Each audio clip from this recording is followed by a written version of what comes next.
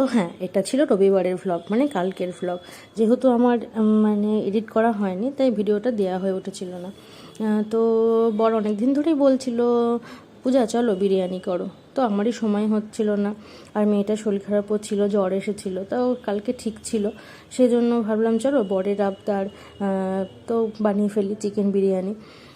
তো অনেকদিন ধরেই বলছিল খাবে খাবে। বরের আবদার কি কখনো ফেলা যায় বলো? বড়রা তো সবসময় আমাদের আবদার রাখে, কিন্তু তাদের আবদারও তো একটু রাখা দরকার, তাই না বলো? তো যাই হোক, তো আর আমার মেয়েটা, আর জানি না সব বাচ্চারা এরকম নাকি, মানে আমি যেদিনকেই কোনো স্পেশাল কিছু রান্না করতে যাই বা কিছু অন্য কিছু একটা কাজ করি, সেদিনকে আমার মেয়ে এত জ্বালাবে আর এতটাই ভেজালি করবে, মানে কালকে সারাদিন কেঁদে গেছে, সারাদিনই মানে কি বলবো আর, মানে খুবই মানে জ্বালিয়ে গেছে। যাই হোক, তাও সেই মানে কি বলবো, আমাদের তো সবই করতে হয়, সবই পারি আমরা, যেহেতু আমরা মা। যাই হোক, তো তারপরে এই দেখো, মানে আমি স্টেপ বাই স্টেপ ভিডিও করতে পারিনি, কারণ আমার সময় হয়নি।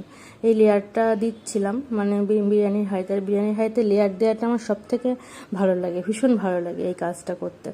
তো যাই হোক, আমি লেয়ার টেয়ার দিয়ে বসিয়ে দিয়েছিলাম। তো তোমার এর আগেও আমি অনেকবার চিকেন বিরিয়ানি বানিয়েছি, অনেকবারই বানিয়েছি।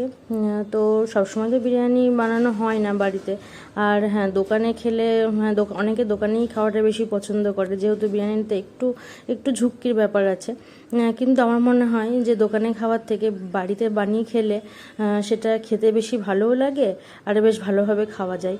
সেজন্য আমি বেশিরভাগ সময়টা বিরিয়ানিটা বাড়িতেই বানাই। আর আমার বিরিয়ানি বানাতেও ভীষণই ভালো লাগে এই কাজটা করতে। তারপরে এই দেখো, তোমাদের সাথে কথা বলতে বলতে আমার বিরিয়ানির লেয়ারগুলো দিয়ে কমপ্লিট হয়ে গেছে। এবার আমি এটাকে দমে বসাবো, মানে দমে প্রায় আমি 30-35 মিনিট আমি দমে দেবো। তো বর বললো তুমি তাড়াতাড়ি স্নান করে এসো, স্নান টান করে এসে আমরা একসাথে বসে খাবো। তো ঠিক আছে, অনেকদিন একসাথে বসে খাওয়াও হয় না, ওদের হয়তো মানে চলে যাই, সকাল সকাল বেরিয়ে যাই, আর আমরা পরে খাই। তো ঠিক আছে, আজকে রবিবার, আজকে একসাথে খাবো। তারপর যাই হোক, একসাথে খেতে বসলাম। আর এই দেখো, নিজের খাবার নিজের রিভিউ নিজেই দিলাম। যাই হোক, তোমরা সকলে ভালো থেকো, সুস্থ থেকো, টাটা।